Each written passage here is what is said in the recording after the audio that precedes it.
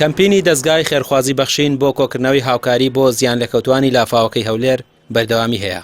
لە سەرجەم شار و شارۆچکەکان و نووسینگەکانی بەخشین هاوکاریەکان وەردەگیرێت. مامۆستایانی ئاینی دەڵێن ئەوانەی باری داراییان باشە و هاوکاری برا موسڵمانەکانیان ناکەن لە هەولێر تاوانبارن، چونکە ئەوان ئێستا چاویان لە دەستی خێرخوازانە و دەستیان لە حکومەت شۆردووە. ئێمە لە شەریعەتی ئیسلامدا هەر مسلمانێک لە گەڕەکێکدا لە شارێکدا لە تینی وا بخینکێ لە برسا بمرێ لەسەرمان ڕق بێتەوە مسلمان بە حاڵی بزانێ و نەچێ بەهانایەوە شەرعەن خوێنی لەسەر و خەڵکەیە. یعنی ئێستا ئەگەر بێ و خەڵکێک بەهۆی ئەم کارە ساتەوە ڕق بێتەوە لە بێ جلیە، لە بێ لیباسیە، لە بێ ماڵیە، لە بێ فەرشیە، لە بێ بەتانیە ڕق بێتەوە لە ڕووی شەرعیەوە ئەو کەسانەی کە حاڵی ئەو خەڵکیان زانیوە نەچوون بەهانایانەوە خوێنەکەی لەسەر ئەوانە لە شەرع گوناحبارن.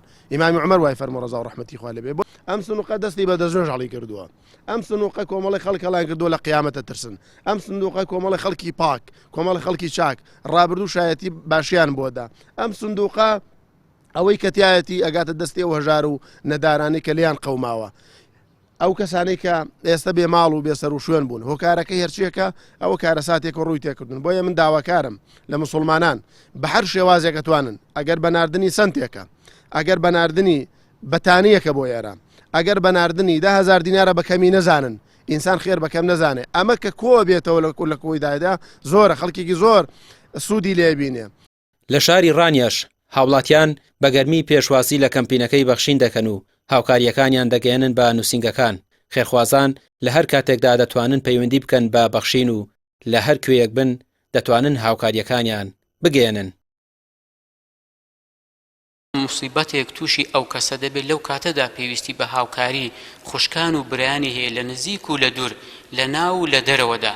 ئەگەر لەو کاتەدا بێن بە فریایە و دەستباری بۆ بگرن لە ناخۆشی و ناڕەحەتیەکان ڕزگاری بکەن، ئەو کاتە گەورەی تێدایە بە بێگومانی ئەجر و پاداشیشی لە قیامەتدا لای خوای گەورە گەلێک گەورەتر و زیاترە، چونکە توانی بیانە لە دنیادا لە کاتی تنگانەدا دەرگای لێ بکەنەوە. هەر کەسێکیش لە ژیانی دنیادا دەرگا لە کەسێک بکاتەوە ناخۆشی و ناڕەحەتی و مصیبەت لەسەر کەسێک لا بدا و سوک بکە، بە بێگومان خوای گەورەش ناخۆشی و ناڕەحەتیەکانی قیامەت لەسەر ئەولادەدا. زانانی ئاینی دووپاتی دەکەنەوە ماڵ و بەخشین کەم ناکات. ئەوانەی ئەمڕۆ لە هەولێر لیان قەوماوە دەکرێت سبەی لە شارێکی دیکە بێت. پێویستە لەسەر موسڵمانان هاوکاری براکانیان بکەن، گوێ نەدەن بۆی حکومەت چیان بۆ دەکات. ئێستا لە هەموو کات زیاتر پێویستیان بەوەیە دووبارە ماڵ و حاڵیان بۆ بنیاد بندرێتەوە. لە ڕووی ئاینیەوە ئەمە ئەرکە بەرپرسیارەتیە و لە هەمان کاتە ئەجر و خێر و پاداشیشە و لە هەمان کاتە هۆکارێکیشە بۆی کە خوای پەروەردگار بەزەیی پێمانە بێتەوە. بزانە ئەگەر ئومەتێک خەڵکێک کۆمەلگایەک لە ناوێکا بە بەزەیی بوو، بەڕەحم بوو، ئاگایان لە یەکتری بوو و چاویان لە یەکتری هەبوو، بەخشندە بوون، لە معاناتە پشتیوانی یەکتری بوون، لە تەنگانەیە بە کەڵکی یەکتری هاتن، ئەو میلەتە ئەو نەتەوە ئەو خەڵکە خوای پەروەردگار بەزەیی پیانە دێتەوە. وەکو پێغەمبەری خوا فەرمێ صلی الله علیه و سلم یرحموا من فی الارض یرحمکم من فی السماء، یعنی ارحموا ترحموا، ئێوە بەزەیی بن ڕەحم کەن بە یەکتری، خوای پەروەردگاریش کە لە ئاسمانە بەزەیی پێتان نادێتەوە. بۆیە من وەکو مامۆسایەکی ئاینی داوا لە هەموو خەڵکی کوردستانەکەم، داوا لە هەموو خێرەومەندانەکەم، داوا لە تاکی ئەم وڵاتەکەم کە هاوکار بن، دەستبارگر بن، بە تایبەت ئەو ڕێکخراوانی کە ئەو هاوکاریان ئەگەێنە دەست خەڵکانی مستحق دەستبارگریان بن، هاوکاریان من بۆی کە ئینشاءڵڵا بتوانین نمونەیەکی جوانی مسلمانانە پیشان دەین، دواتر نمونەیەکی جوانی ئینسانی ئەم کۆمەلگایش پیشان بدەین ئینشاءڵڵا.